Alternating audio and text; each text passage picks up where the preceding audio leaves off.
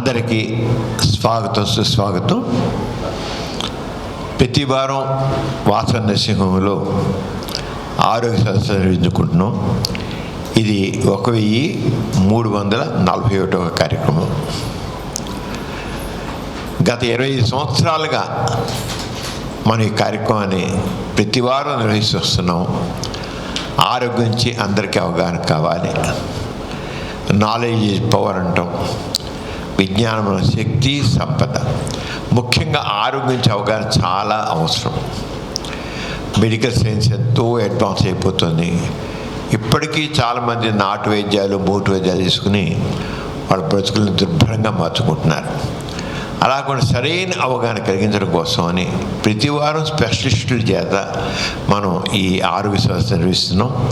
ఈ రోజున ప్రముఖ నియోనటాలజిస్ట్ అంటే పసిపిల్లల సంబంధించిన వైద్య నిపుణులు డాక్టర్ టీవీ విజయ్ కుమార్ గారు.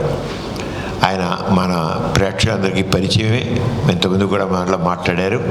వారు ఈ రోజున management of asthma in children, పిల్లల్లో, చంటి పిల్లల్లో ఉబ్బసం చికిత్స అనే విషయమే మాట్లాడుతున్నారు. పిల్లల్లో ఉబ్బసం, చిన్న పిల్లల్లో కూడా ఉబ్బసంలాగా, పెద్దవాళ్ళకే కాదు చిన్నపిల్లల్లో కూడా చాలా తక్కువే ఉండదు, వాళ్ళు ఎక్కువగానే ఉంటుంది. అంచేత దానికి ఏ రకంగా మనం నివారణ చేయాలి, ఏ రకంగా చికిత్స చేయాలి, ఏ రకంగా మేనేజ్ చేయాలి అసలు అని, ఏ రకంగా ఆ బాధ ఉన్నప్పుడు ఏ రకంగా మనం మెయింటైన్ చేయగలం అనే విషయం మీద వారు మనకి సోదాహరణంగా మనకి చెప్తారు. మీరు జాగ్రత్తగా ఉండండి.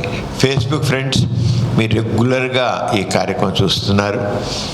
అలాగే మీకైనా డౌట్స్ ఉంటే మీరు క్లారిఫై కూడా చేసుకుంటున్నారు. మీరు ఇప్పుడు ఇవాళ కూడా చాలా ఇంపార్టెంట్ టాపిక్, ముఖ్యంగా పిల్లలకి సంబంధించి, చంటి పిల్లలకు సంబంధించింది కనుక జాగ్రత్త వినండి. అలాగే మీ ఫ్రెండ్స్ కూడా షేర్ చేయండి. మీకు ఎవరికైనా ఇంకా క్లారిఫికేషన్ కావాల్సి వస్తే డాక్టర్ గారు మాట్లాడిన మీద మీరు పోస్ట్ చేయండి.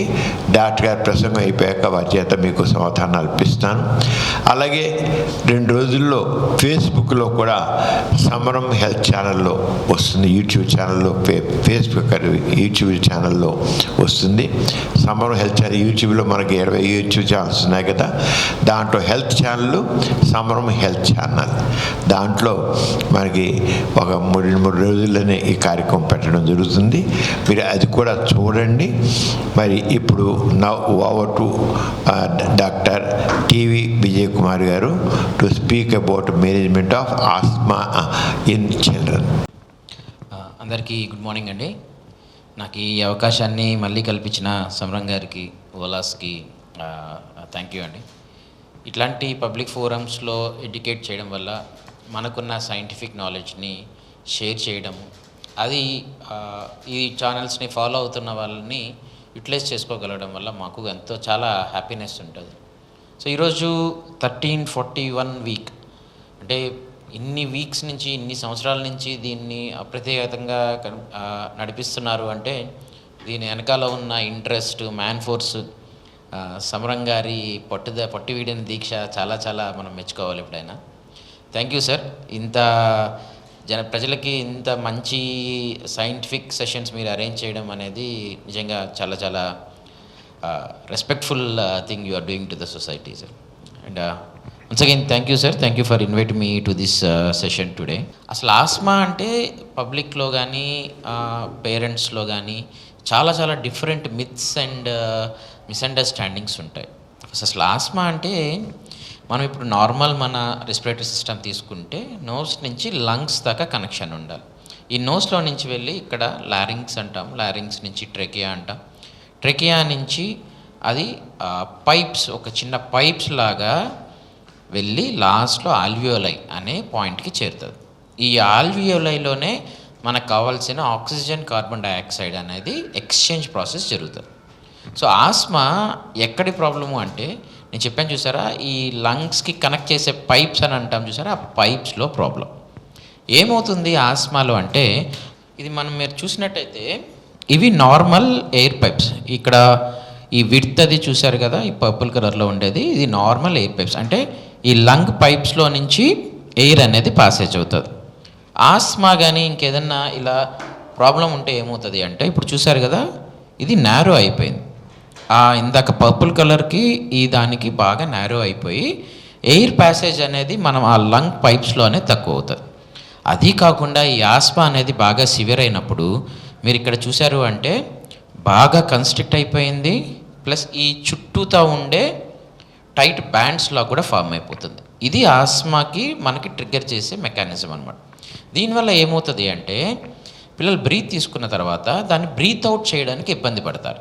అంటే ఎక్స్పిరేటరీ ఎయిర్ ఫ్లో డిఫికల్టీ అంటాం. లంగ్స్ తీసుకోగలిగినా దాన్ని బయటికి వదలలేకపోవడం వల్ల బాగా లంగ్స్ పట్టేసినట్టు ఉండడం, ఆయాసపడడం, విపరీతమైన దగ్గు రావడం, పిల్లలు డల్గా అయిపోవడం, ఇవన్నీ ఆస్మా యొక్క లక్షణాలు. ఈ ఆస్మా ఎందుకు వస్తుంది అనే దానికి మల్టిపుల్ రీజన్స్ ఉంటాయి. కొన్ని జెనెటిక్ ప్రీడిస్పోషన్స్ ఉండొచ్చు, లేదంటే ఈ ఆల్రెడీ జెనెటికల్లీ ప్రీడిస్పోజ్డ్ చిల్డ్రన్లో కొన్ని ట్రిగ్గర్స్ ఉంటాం. ట్రిగ్గర్స్ అంటే ఇవి అలర్జీ కాజ్ చేసే మెకానిజమ్స్ అనమాట. దీనివల్ల ఏమవుతుంది, ఇది పీల్చినప్పుడు ఫర్ ఎగ్జాంపుల్ పోలన్ అనేది మనకి బయట ఫ్లవర్స్ నుంచి వచ్చే పుప్పొడి లాంటిది అనమాట. దాన్ని పీల్చినప్పుడు ఏమవుతుంది అంటే ఈ ఎయిర్ పైప్స్లో మెకానిజమ్స్ వల్ల నేను ఏదైతే చెప్పానో అది ఇట్లా టైటన్ అయిపోయేసేసి బ్రీత్ పాసేజెస్ని ఇది చేస్తుంది. ఇవి కాకుండా అలర్జెన్స్ ఏమేమి ఉంటాయి అంటే హౌస్ డస్ట్ మైట్ అంటాం. హౌస్ డస్ట్ మైట్ అంటే మనం పడుకొని ఉండే బెడ్షీట్స్ మీద పిల్లో కవర్స్లో డస్ట్ మైట్ అనేది ఒక చిన్న మనకి కంటిని కనిపించని క్రిమి ఒకటి ఉంటుంది. అదేం చేస్తుంది అంటే నైట్ టైమ్స్ బాగా హ్యూమిడిటీ, మాయిశ్చర్, తేమ ఉన్నప్పుడు బయటికి వచ్చేసి అది డిఫికేట్ చేస్తుంది, మోషన్ పాస్ చేస్తుంది. ఈ మోషన్ పార్టికల్స్ ఏదైతే ఉంటాయో అవి అనేవి బాగా అలర్జీ కానీ ఆస్మాని కానీ ట్రిగ్గర్ చేస్తాయి. ఇది మనకి కంటికి కనిపించదు, ప్లస్ చాలా చాలా కామన్, ప్రతి ఇంట్లో కూడా ఈ హౌస్ డస్ట్ మైట్ అనేది ఉంటుంది. బేసిక్ ప్రాబ్లం ఏంటి అంటే మనకి ఇది కంటికి కనిపించకపోవడం వల్ల మనం దీన్ని ఐడెంటిఫై చేయలేము. సో దీనికి మనం చేసుకోవాల్సిన ప్రికాషన్స్ ఏంటి ఎలా అనేది తర్వాత చూద్దాం. ఇది కాకుండా కాక్రోచెస్ మనం ఎప్పుడైనా చూస్తూ ఉంటే ఈ కాక్రోచెస్ మన ఫుడ్ పార్టికల్స్ ఏమైనా పడినా కానీ బొద్దింకలు అనేది బయటకు వచ్చేసేసి దాని నుంచి వచ్చే అలర్జెన్స్ వల్ల కూడా చాలా కామన్గా ఈ ఆస్మా అనేది ట్రిగ్గర్ అవుతుంది. ఇది కాకుండా స్మోకింగ్, పక్కనే వాళ్ళు ఎవరన్నా స్మోక్ చేస్తున్నప్పుడు పిల్లలు దానికి ప్యాసివ్ స్మోక్ ఎక్స్పోజ్ అయినా, కొంతమంది ఇప్పుడు వచ్చే వాళ్ళల్లో పిల్లల్లో కూడా స్ట్రెస్ అనేది చాలా ఉంటుంది. ఇట్లా స్ట్రెస్ ఎక్కువైనా కానీ ఈ ఆస్మా అనేది ట్రిగ్గర్ అయ్యేదానికి అవకాశం ఉంటుంది. సో ఇందాక మనం అనుకున్నట్టుగా ఈ ఆస్మా స్టార్ట్ అయితే ఎలా ఉంటుంది అంటే దగ్గు రావడము, ఆయాసపడ్డము, అంటే బాగా డిఫికల్ట్ బ్రీతింగ్, ఆయాసపడుతూ ఉండడం, పిల్లి కూతల్లాగా రావడం. ఇప్పుడు మనం ఇందాక చూసినప్పుడైతే పైప్స్ బాగా ఉన్నప్పుడు ఎయిర్ ఫ్లోకి పైప్ మనం కన్స్ట్రిక్ట్ అయ్యి షార్ట్ అయినప్పుడు, నారో అయినప్పుడు ఉన్న వేవ్కి సౌండ్స్ అనేది మారుతూ ఉంటాయి. ఈ బాగా నారో అయిపోవడం వల్ల వీజింగ్, పిల్లి కూతలు అనేది బయటికి వినిపిస్తూ ఉంటాయి. సో ఇవన్నీ ఉంటే మనం ఆస్మా లాగా కన్సిడర్ చేస్తాం. దీన్ని ఎలా డయాగ్నోస్ చేయొచ్చు అంటే ఒక డాక్టర్ దగ్గరికి మీరు దగ్గరని వెళ్ళినప్పుడు, డాక్టర్ దగ్గరికి వెళ్ళినప్పుడు what they do is auscultate చేసి స్టెత్ తోటి వీజింగ్ ఉందా లేదా అనేది చూస్తారు. సో ఈ ఐడెంటిఫైడ్ డాక్యుమెంటెడ్ వీజ్ అనేది చాలా ఇంపార్టెంట్. ఇది కాకుండా కొన్ని సందర్భాల్లో ఈ ఆయాసం లేకుండా ఓన్లీ కాఫ్తో కూడా ప్రజెంట్ అవుతారు. ఇవన్నీ ఆస్మాకు సంబంధించిన సిమ్టమ్స్. ఇది కాకుండా మనం ఆస్మాని చేయాలి అంటే ఒక టెస్ట్ ఉంటుందండి, స్పైరోమెట్రీ అంట. అది లంగ్ కెపాసిటీని మెషర్ చేస్తుంది. ఈ స్పైరోమెట్రీలో కొన్ని పారామీటర్స్ వల్ల ప్లస్ బేబీ ప్రజెంట్ అయ్యే సిమ్టమ్స్ వల్ల మనం ఆస్మా ఉందో లేదా అనేది ఐడెంటిఫై చేయడానికి అవకాశం ఉంటుంది. సో వన్స్ మనం ఆస్మా అని ఐడెంటిఫై చేసిన తర్వాత పేరెంట్స్లో చాలా మిత్స్ ఉంటాయండి. ఆల్రెడీ వాళ్ళు ఆస్మా అనేది డయాగ్నోసిస్ని యాక్సెప్ట్ చేయడమే చాలా డిఫికల్ట్. అయ్యో నా పిల్లాడికి ఆస్మా వచ్చేసింది, ఏమైపోతుంది, వాడి ఫ్యూచర్ అంతా ఏమైపోతుంది అని ఒక డైలమాలోకి వెళ్ళిపోతారు. సో ఆస్మా అనేది మనం కంట్రోల్లో ఉంచుకుంటున్నంత వరకు it's not a major concern. ఇది ఎలా అంటే మన రెగ్యులర్గా దానికి 2 టైప్స్ ఆఫ్ మెడికేషన్స్ ఉంటాయండి, రిలీవర్, కంట్రోలర్. రిలీవర్ అంటే ఇమ్మీడియట్గా మన సిమ్టమ్స్ని తగ్గించేస్తుంది. కంట్రోలర్ అంటే సిమ్టమ్స్ మళ్ళీ రాకుండా చూసుకుంటారు. ఈ కంట్రోలర్ అనేది రెగ్యులర్గా వాడుతూ దేనివల్ల ట్రిగ్గర్ అవుతుందో ఐడెంటిఫై చేసుకొని ఆ ట్రిగ్గరింగ్ ఫ్యాక్టర్స్ని అవాయిడ్ చేయగలిగితే ఆస్మా అనేది కంట్రోల్లోనే ఉంటుంది. Usually by around 7 to 8 years most of the children overgrow or outgrow the asthma. అంటే 7 to 8 years అయిన తర్వాత మోస్ట్లీ పుట్టుకతో వచ్చిన ఆస్మా, ఈ చైల్డ్హుడ్ ఆస్మా అనేది సిమ్టమ్స్ మోస్ట్లీ తగ్గిపోతాయి. అలా కాకుండా వెరీ ఫ్యూ పీపుల్లో it continues to the adulthood. అంటే పెద్దగా అయ్యాక కూడా కొంతమందిలో ఈ ఆస్మా ఉండేదానికి అవకాశం ఉంటుంది. సో ఇప్పుడు మనం ఈ ఆస్మా అనేది డయాగ్నోస్ చేసిన తర్వాత దాంట్లో డిఫరెంట్ లెవెల్స్ ఆఫ్ సివియారిటీ ఉంటుంది. మైల్డ్ అంటాం, మోడరేట్ అంటాం, సివియర్ అంటాం.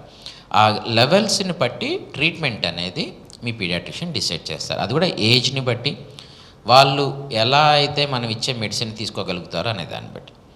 సో ఇక్కడ మనం చూడాల్సింది ఏంటి అంటే, ఈ ఆస్మాకి ట్రీట్మెంట్ అంటే రిలీవర్ అయినా కంట్రోలర్ అయినా సిరప్స్ అనేది యూజువల్గా యూజ్ చెయ్యము. యూజువల్లీ మనం ఏం చేస్తామంటే మీటర్ డోస్ ఇన్హేలర్స్ అంటాము. ఇవి మీటర్ డోస్ ఇన్హేలర్స్ అంటాం. దీని నుంచి మనం ఇట్లా ప్రెస్ చేస్తే చూసారా కొంచెం మిస్ట్ లాగా, వేపర్ లాగా వస్తుంది. దాన్ని యూజ్ చేస్తాం. చాలామంది పేరెంట్స్లో వన్స్ అగైన్ ఇది ఒక మిత్ ఉంటుంది. అయ్యో ఇది స్టార్ట్ చేసామంటే పిల్లలు అడిక్ట్ అయిపోతారు, ఇది ఒకసారి స్టార్ట్ చేసామంటే బేబీకి ఇది అయిపోతుంది అనేది. Let's see the basic science behind this meter dose inhaler. ఇదేం చేస్తామంటే మనం వేరియస్ డివైజెస్ ద్వారా లంగ్స్లోకి పీల్చుకునేలాగా చూస్తాం. అది ఏ డివైస్ ఏ ఏజ్లో వాడాలనేది ఐ విల్ షో యూ. దీన్ని వాడడం వల్ల ఏమవుతుందంటే మనకి ప్రాబ్లం ఎక్కడ ఉంది? ఆస్మాలో ప్రాబ్లం లంగ్స్లో, ఎయిర్వేస్లో, పాసేజెస్లో ప్రాబ్లం ఉంది. సో ఇప్పుడు మనం ఇది లంగ్స్లోకి పీల్చుకుంటే మెడిసిన్ అనేది డైరెక్ట్గా లంగ్స్లోకి వెళ్తుంది. సో మనకి ఎక్కడ అవసరమో అక్కడికే మెడిసిన్ అనేది వెళ్తుంది. ఇది కాకుండా అదర్ ఫార్మ్స్ ఆఫ్ మెడికేషన్ అంటే ట్యాబ్లెట్స్ కానీ సిరప్స్ కానీ తీసుకుంటే అది పొట్టలోకి వెళ్ళాలి, పొట్టలో నుంచి బ్లడ్లోకి వెళ్ళాలి, బెడ్లో నుంచి మళ్ళీ లంగ్స్లోకి రావాలి. ఇది బాడీ అంతా తిరిగి రావాలి అనుకున్నప్పుడు ఏం చేస్తారంటే ఆటోమేటిక్గా డోస్ అనేది ఎక్కువ ఉంటుంది. డోస్ ఎక్కువ అవుతుంది, అన్నెసెసరీగా మిగతా ఆర్గాన్స్కి వెళ్ళడం వల్ల సైడ్ ఎఫెక్ట్స్ అనేది ఎక్కువ ఉంటాయి. సో మీరు ఎక్కడన్నా చూసినా whatever you see any ఇన్హేలర్లో the dose what they give is in micrograms. ఒక చిన్న ఎగ్జాంపుల్ చెప్తాను.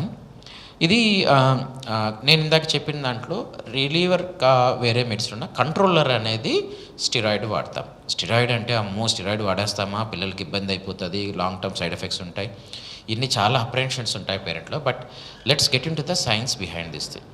ఇప్పుడు మనము ఈ మీటర్ డోస్ ఇన్హేలర్లో మైక్రోగ్రామ్స్ అనేది వాడతాం. ఫర్ ఎగ్జాంపుల్ ఇది మరి తీసుకున్నప్పుడు బ్యూటిసెనైడ్ 100 మైక్రోగ్రామ్స్ అని ఉంది. సో ఇది వద్దు నాకు, నేను సిరప్స్ వాడతానని చాలామంది పేరెంట్స్ అనుకుంటూ ఉంటారు. ఒక 100 మైక్రోగ్రామ్స్ అంటే 0.1 మిల్లీగ్రామ్స్ కింద లెక్క. సో మనం కన్వర్షన్ చేసుకున్నప్పుడు యూజువల్లీ ఏదైనా బేబీ సపోజ్ ఒక 10 kgs బేబీ ఆస్తమా అటాక్ వచ్చింది, ట్రిగ్గర్ అయింది అంటే మనం సిరప్ ద్వారా ఇస్తే ఒక్క డోసు 20 మిల్లీగ్రామ్స్ దాకా ఇవ్వాల్సి వస్తుంది ఒక రోజుకి. అలా మినిమం 5 days ఇస్తాం. 5 days ఇచ్చినప్పుడు ఎంత? 100 మిల్లీగ్రామ్స్ ఇచ్చినట్టు. అదే 100 మిల్లీగ్రామ్స్ మనం ఈ పఫ్స్లో కన్వర్ట్ చేస్తే 1000 పఫ్స్ వస్తాయి. అంటే 5 రోజులు వాడే ట్రీట్మెంట్ 3 ఏళ్ళు వాడచ్చు. సో అందుకే ఇది very very safe, very very effective.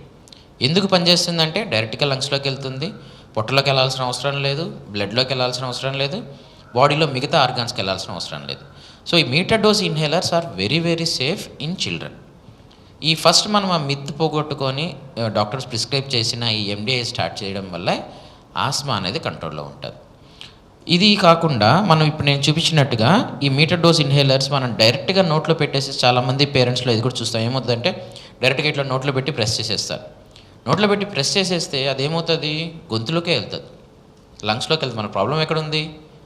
Breathing పైప్స్లో ఉంది. పైప్స్కి వెళ్ళాలంటే ఏం చేయాలంటే ఇది ప్రెస్ చేసి ఆ వేపర్ వచ్చిన వెంటనే కోఆర్డినేటెడ్గా అని బ్రీతింగ్ తీసుకోవాలి. ఇది ప్రాక్టికల్లీ ఇంపాసిబుల్. ఈవెన్ పెద్దవాళ్ళల్లో కూడా ఇది ప్రాక్టికల్లీ ఇంపాసిబుల్. పిల్లలు అయితే ఇట్స్ నథింగ్. ఇదేంటంటే మనకి గొంతులో కొట్టినట్టే తప్ప లంగ్స్లోకి అయితే వెళ్ళదు. సో దీన్ని ప్రివెంట్ చేయడానికి ఏం చేస్తారంటే there are multiple devices to aid that it goes to the lung. మరీ చిన్నపిల్లల్లో ఏం చేస్తామంటే ఇది ఇస్ ఎ డివైస్ అనమాట.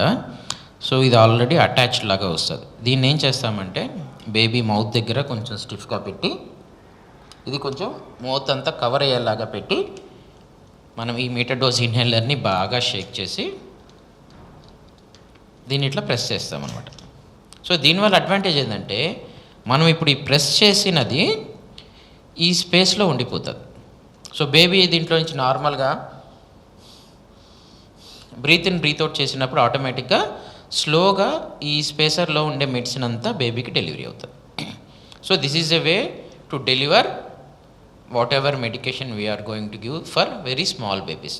ఇంకొంచెం పెద్ద బేబీస్లో ఏం చేస్తామంటే, ఫస్ట్ నేను చూపించిన దానివల్ల ప్రాబ్లం ఏంటంటే అది మాస్క్తో పెడుతున్నాం.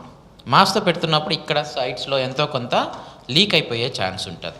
ఈ లీకేజెస్ని ప్రివెంట్ చేయడానికి కొంచెం పెద్దగా ఉండే పిల్లల్లో ఈ డైరెక్ట్ మాస్క్ లేకుండా డైరెక్ట్గా స్పేసర్ని పెడతామన్నమాట. ఈ స్పేసర్ దీంట్లో కూడా డిఫరెంట్ టెక్నిక్స్ ఉంటాయి. కొంచెం 5 to 7, 8 years పిల్లలు బ్రెత్ని హోల్డ్ చేయలేరు.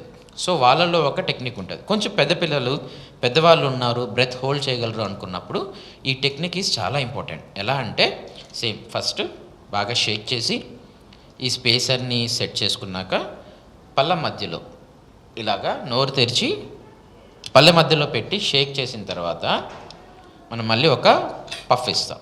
ఈ పఫ్ ఇచ్చిన తర్వాత ఏం చేయాలి అంటే ఇలా స్లోగా బ్రీతింగ్ తీసుకోవాలి. ఇప్పుడు నేను చేస్తున్నాను చూడండి.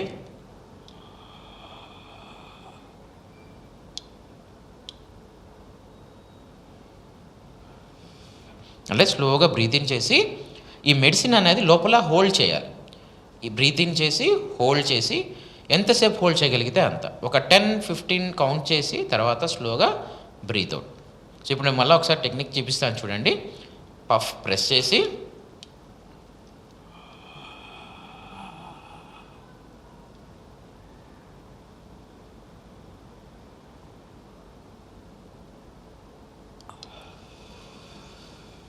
ఇలా బ్రీత్ ఇన్ బ్రీత్ అవుట్ చేయాల్సి వస్తుంది.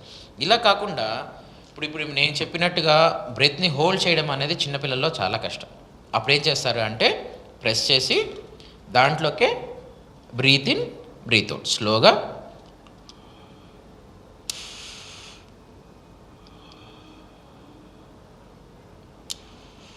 అలా ఒక 10 times breathe in breathe out చేయించగలం. ఇలా చేయించగలిగినప్పుడు ఏమవుతుంది అంటే మనం ఏదైతే ఈ కంట్రోలర్ మెడికేషన్ కానీ రిలీవర్ మెడికేషన్ వెళ్తామో మనకి కావాల్సిన చోటికి అది లంగ్ పైప్స్లోకి వెళ్ళి సిమ్టమ్స్ని కంట్రోల్లో ఉంచుతుంది. సో ఇప్పుడు నేను మీకు చూపించింది ఆర్ డెమాన్స్ట్రేట్ చేసింది అనేది ఒక కంట్రోలర్ మెడికేషన్ అనమాట. ఇది కాకుండా రిలీవర్ అనేది కూడా ఒకటి ఉంటుంది. ఆ రిలీవర్ మెడికేషన్ ఎప్పుడెప్పుడైతే సిమ్టమ్స్ ఉంటాయో అప్పుడు మాత్రమే వాడతాము. ఈ కంట్రోలర్ని మాత్రం ఒక లాంగ్ కోర్స్, ఒక 3 months నుంచి 6 months అవసరాన్ని బట్టి దాన్ని వాడుతూ ఉండాల్సి వస్తుంది. సో ఈ symptoms dear parents please identify. ఎక్కువ రోజులు దగ్గు ఉన్నా, ఆయాసపడుతున్నా వెంటనే మీ పీడియాట్రిషియన్ని కన్సల్ట్ అవ్వండి. వాళ్ళు దాన్ని ఆస్మానా కాదా అని ఐడెంటిఫై చేసి ఆ ఆస్మాకి కావాల్సిన మెడికేషన్ అనేది ఎర్లీగా స్టార్ట్ చేస్తే దానికి సివియారిటీలోకి వెళ్ళిపోకుండా ఉంటుంది. సో సివియారిటీ అంటే ఇది కూడా ఈ asthma unidentified, untreated can go into an emergency. Emergency అంటే ఏమవుతుందంటే ఇందాక నేను చూపించినట్లు అన్ని పైప్స్ అట్లా క్లోజ్ అయిపోయాయి అంటే అసలు బ్రీత్ అందక బేబీస్కి ఆక్సిజన్ పెట్టాల్సి వస్తుంది. దాంతో కూడా కాకపోతే మిషన్ మీదకి, వెంటిలేటర్ మీద కూడా వెళ్ళేదానికి కూడా ఛాన్సెస్ ఉంటాయి. సో మనం ఎర్లీగా ఐడెంటిఫై చేసుకొని దాన్ని కంట్రోలర్ మెడికేషన్తో కంట్రోల్లో ఉంచుకుంటేనే ఆస్మా వల్ల సీరియస్ ప్రాబ్లమ్స్ రాకుండా ప్రివెంట్ చేయొచ్చు. ఓకే అండి, థ్యాంక్ యూ డాక్టర్ గారు. చాలా డిమాన్స్ట్రేటివ్ స్పీచ్, ఎక్సలెంట్, అందరికీ అండర్స్టాండ్ చెప్పారు. So nice. చిన్నపిల్లల్లో ఉబ్బసాన్ని ఏ రకంగా కంట్రోల్ చేయొచ్చు, వండర్ఫుల్ రిలీఫ్ అండి. వెంటనే వస్తుంది పిల్లల్లో ఇమ్మీడియట్గా. అసలు దాన్ని వచ్చినప్పుడు అటాక్ వచ్చినప్పుడు మందులు వాడడం, అటాక్ రాకుండానే దాన్ని మెయింటైన్ చేసిన కాన్స్టెంట్ మెయింటైన్ చేసి వస్తుంది కదా, అది చేస్తుంటే దాని స్టెబిల్ ఇంకా రాకుండా రూట్ కాజ్ అని తెలుసుకోవాలి. దేనివల్ల కాక్రోచెస్ వల్ల వస్తుందా, ఇంకోటి వస్తుందా, వాటి దూరంగా పోలింగ్ గ్రేన్స్ వల్ల వస్తుందా, దూరంగా ఉంచితే ఒకసారి రిలీఫ్ ఇచ్చాక ఎప్పటికీ రిలీఫ్గానే ఉంటుంది. అది పేరెంట్స్ యొక్క తెలివితేటల మీద ఆధారపడి ఉంటుంది. పేరెంట్స్ సరిగ్గా వీళ్ళకి ఏ కారణం వల్ల వస్తుంది అని తెలుసుకోగలిగితే చాలా వరకు పిల్లలకి ఆ సఫరింగ్ లేకుండా చేయొచ్చు. మామూలుగా మెయింటెనెన్స్ సంబంధించి చేసుకుంటూ అలా మెయింటైన్ డాక్టర్ చాలా స్పష్టంగా చెప్పారు. లేకపోతే పిల్లలు అసలు ఎలా అయిపోతారు, కొంతమంది ఆ గాలి ఆడక బ్లూగా మారిపోతారు కూడా ఆస్మాలో. స్టేటస్ ఆస్మాటిక్స్ అంటాం. అవి వచ్చి అలా గాలి అందదు వాళ్ళకి, బ్లూ టర్న్ అయిపోయి ఎంత బాధపడతారో చెప్పలేదు, బాధపడుతుంటారు. అలాంటి పరిస్థితి రాకుండా చేయాలి. చంటి పిల్లలు మరీ ఇది ఒకటి చూడాలి. డాక్టర్ గారు చాలా బాగా చెప్పారు. డాక్టర్ గారు వెరీ క్లియర్, ఎక్సలెంట్. ఎవరు ఫేస్బుక్లో మాత్రం ఎవరు డౌట్స్ ఎక్స్ప్రెస్ చేయలేదు. ఇక్కడున్న వాళ్ళు ఎవరికైనా డౌట్స్ ఉంటే అక్కడికి వచ్చాక కూర్చున్నాను. ఎవరికైనా డౌట్స్ ఉన్నాయా?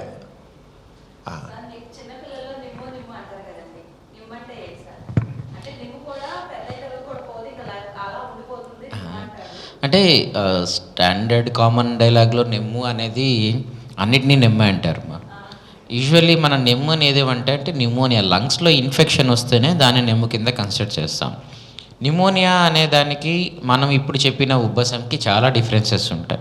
న్యూమోనియా నెమ్ము వచ్చినప్పుడు ఏమవుతుంది అంటే లంగ్స్లో ఆ మ్యూకస్ అనేది చేరిపోతుంది. అది పైప్స్లో ప్రాబ్లం కాదు, లంగ్స్ లోపల ప్రాబ్లం. అంటే రూట్ కాజే డిఫరెంట్. ఆ నెమ్ముకి మనం చేయాల్సింది ఏంటి అంటే దానికి దేనివల్ల వచ్చింది, అది వైరస్ అవ్వచ్చు, బ్యాక్టీరియా అవ్వచ్చు, దేనివల్ల వచ్చిందో చూసుకొని దాన్ని ట్రీట్ చేసేస్తే అది ఆ ఎపిసోడ్కి. ఆ నెమ్ము ఒకసారి తగ్గిపోయిన తర్వాత అది మళ్ళీ రిపీట్ అవ్వదు. కానీ ఈ ఉబ్బసం మాత్రం అది ఇన్ఫెక్షన్ వల్ల కాదు, వెనక వచ్చే డస్ట్ పొల్యూషన్ కానీ ఏదైనా ట్రిగ్గర్ వల్ల, అలర్జన్ వల్ల. ఆ అలర్జన్కి ఎక్స్పోజ్ అయిన ప్రతిసారి ఈ ప్రాబ్లం వస్తుంది. సో ఈ రెండు డిఫరెంట్ అనమాట. అందుకే మనం ఇప్పుడు నెమ్ము అనే దాంట్లో పిల్లికూతలు ఉండవు, వీజింగ్ ఉండదు, లోపల కొంచెం నీటి బుడగల్లాగా క్రాకిల్స్ ఆర్ క్రిప్టేషన్స్ అంటాం అలా ఉంటుంది. కానీ ఈ ఆస్మాలో వచ్చినప్పుడు పైప్స్ నేరో అవ్వడం వల్ల వీజింగ్ ఉంటుంది. అంటే రెండు డిఫరెంట్ ప్రాబ్లమ్స్. కానీ న్యాచురల్గా కామన్గా అందరూ అన్నిటికీ నెమ్మనే అంటారు. అది అందుకనే ఒకసారి డాక్టర్ని కన్సల్ట్ అయ్యి దానికి తగ్గట్టుగా మనం ట్రీట్ చేసుకోవడం బెటర్. అదే మామూలుగా చాలామంది ఈ ఉప్పసాన్ని కూడా నిమ్మనే మాడతాం, అన్నింటికి ఒకటే మాట. టీబీ వచ్చిన నిమ్మే, మామూలుగా జలుబు వచ్చిన నిమ్మే, అన్నింటికి నిమ్మనే అంటారు మామూలుగా. వాడు కామన్గా తెగిపోయా సరైన అవగాహన లేక. ఉబ్బసం టోటల్లీ డిఫరెంట్. ఎలర్జిక్ కండిషన్ వల్ల అది దేనికైనా ఎలర్జిక్ కావచ్చు, డస్ట్ కావచ్చు, పూల పుప్పొడి కావచ్చు, ఏ వాసనలు కావచ్చు, ఏ వాసన అయినా సరే. ఇంట్లో ఉన్నట్టు డస్ట్, పాత బట్టల్లో డస్ట్, పుస్తకాల వల్ల కావచ్చు, పుస్తకాలు పాత పుస్తకాలు, లేదా కొన్ని రంగు వాసన వల్ల కావచ్చు. ఇదేదని కాదు, ఇరిటేషన్ చేసేది ఏదైనా సరే కారణం కావచ్చు. మనకు చాలా బాగుండొచ్చు. ఇప్పుడు మల్లెపూలు పెట్టుకొని చాలా బాగుందని ఆ తల్లి బిడ్డగా తల్లి మల్లెపూలు బిడ్డకి ఉబ్బసం రావచ్చు. అంతే, చాలా ఇదిగా ఉంటున్నమాట. వాళ్ళ ఈ అంచేత ఎప్పుడు వస్తుంది కారణం ఏమిటి అనేది ఒకదాని ఒకటి కూడా చూసుకుంటూ 1-2 సార్లు కన్ఫర్మ్ చేసుకుని ఇక దాన్ని చేయాలి. అంచేత ఎప్పుడైనా పిల్లలకి ఉబ్బసం వచ్చిన వాళ్ళు ఏంటంటే ముఖ్యంగా తెలిసిందంటే పిల్లి కోత వినపడుతుంది. అది మామూలు నిమ్మోనియా అయితే పిల్లి కోత ఉండదు. నిమ్మని ఎవరైతే అంటుంటారో ఆ నిమ్ములో పిల్లి కోత ఉండదు. ఇక్కడ పిల్లి కోతలాగా రాంకే అంటాం ఉంటుంది. అది ఆ స్పాదం. ఎందుకంటే దాటిగా ముందే చూపించారు, మన గాలి వెళ్ళే గొట్టాలు ముడుచుకుపోతాయి. ముడుచుకుపోతుంటే కొద్ది దాంట్లోంచి గాలి పడుతుంటే అని అలా వస్తాయి. గాలి పీల్చడం కష్టం అవుతుంది, వదలడం కూడా కష్టం అవుతుంది. వాడికి రెండు కష్టమే. అంచేత ఒకసారి ఆయన దారంగా చీసడిపాకు ఎప్పుడైతే నేరో దీంట్లోంచి వెళుతుందో అక్కడి నుంచి పిల్లి కోతలాగా వస్తుంది. పిల్లికి మాలు కొంత బయటకు వినపడుతుంటాయి కూడా, పిల్లి కోతలాగా వినపడుతుంటాయి. కానీ తల్లి చెవి తీసుకెళ్ళి అక్కడ పెడుతుండగా చెవి దగ్గర కూడా వినపడతాయి. స్టెథోస్కోప్ అవసరంలా ఆ ఛాతి మీద పెట్టి అవి పడుతుంటాయి. అది సాధారణంగా ఉబ్బసం సంబంధించి సాధారణంగా తేలిగ్గా రఫ్గా తెలుసుకునేది ఉంది సౌండ్స్. దాన్ని నిమ్మని అనేస్తున్నారు. మామూలుగా నిమ్ము అనేది ఒకటే, అన్నిటి ఒకటే వాతం నిమ్ము. ఈ వాతనం ఒకటి ఉంది, అది ఊరు పెద్దానికి వాతమే. ఏదైనా సరే వాతం ఉపయోగిస్తున్నారు. ఈ వాతం నింబు ఇవన్నీ అర్థం లేదు. మోడర్న్ మెడిసిన్లో ఏది ఏమిటి అని చాలా స్పష్టంగా ఉన్నాయి. దానిపై అంచేత సొంత వైద్యం చేయకూడదు, డాక్టర్ దగ్గర తీసుకెళ్ళి. కొంతమంది ఉబ్బసం వచ్చి చిన్నపిల్లలు వస్తే పొట్టల గాలి పొట్టలు ఉప్పితే ఇంత నూనె రాసి వేడి కాపం పెడుతుంటారు. వేడి కాపం పెడతారు పొట్టల మీద ఇక్కడ. అరే లోపల కారణం పెడితే పొట్ట మీద నూనె రాసి వేడి కాపం పెట్టి నిప్పులు పెడితే వాట్ ఈజ్ యూస్? కారణం ఏంటో చూడాలి, తెలియదు. అంచేత చిన్న పిల్లలకి ఒక్కడి బాధ గుర్తించండి. ఇంట్లో పిల్లలకి ఎవరికైనా సరే ఆస్మా అంటే ఉబ్బసం ఉన్నట్లయితే బాగా దృష్టి పెట్టుకుని దేనివల్ల వస్తుంది అనేది, అది పూల పుప్పుడలు వస్తుందా, పాత బట్టల వల్ల వస్తుందా, ఈ కాకృతుల వల్ల వస్తుందా, దోమల వల్ల వస్తుందా, డస్ట్ వల్ల వస్తుందా, ఇంట్లో వంట చేసే వాటి వల్ల వస్తుందా, ఇవన్నీ దృష్టిలో పెట్టి చేస్తే చాలా తిరిగేసి ఆ పిల్లలు లేకపోతే అలా సఫర్ అవుతూనే ఉంటారు. పాలపుసం అంతే, అది అలాగే ఉంటుంది. పాలపుసం అలాగే ఉంటుంది. వాళ్ళకి ఏదో వెన్ను ముదిరిన తర్వాత తగ్గుతుంది అంటారు. ఇవన్నీ చాలా కామన్ డైలాగ్స్. పాలపుసం వెన్ను ముదరాలి, వెన్ను ముదిరితే తగ్గుతుందని. ఇవన్నీ కాదు. అంచేత వెన్ను సఫర్ చేస్తారు. కొంచెం ఎంత బాధ పెడతారో చిన్న చంటి పిల్లల్ని, ఇంత అంత కాదు వాళ్ళ మూఢ నమ్మకాల వల్ల. అందువల్లే ఇవాళ మన ఆరోగ్య సదస్సులో మన సరైన నాలెడ్జ్ ఇవ్వాలి, ఈ మూఢనమ్మకాలు తొలగించాలి, అపోహలు తొలగించాలి. అందుకోసం ఆరోగ్య సదస్సును మరి ఈ రోజున డాక్టర్ టీవీ విజయ్ కుమార్ గారు చాలా డెమాన్స్ట్రేటివ్ స్పీచ్ వండర్ఫుల్గా ఇచ్చారు. Doctor real great sir. చాలామంది బెనిఫిట్ అవుతారు, చాలామంది అన్నీ కూడా చాలా సంతోషం. ఇంక ఎవరికి డౌట్స్ లేకపోతే ఈ కార్యక్రమం ఇంత ముగిద్దాం. మళ్ళీ వచ్చే వారం కలుద్దాం. అందరికీ నమస్కారం. ఈ కార్యక్రమం మీకు ఎంతో నచ్చింది కదా.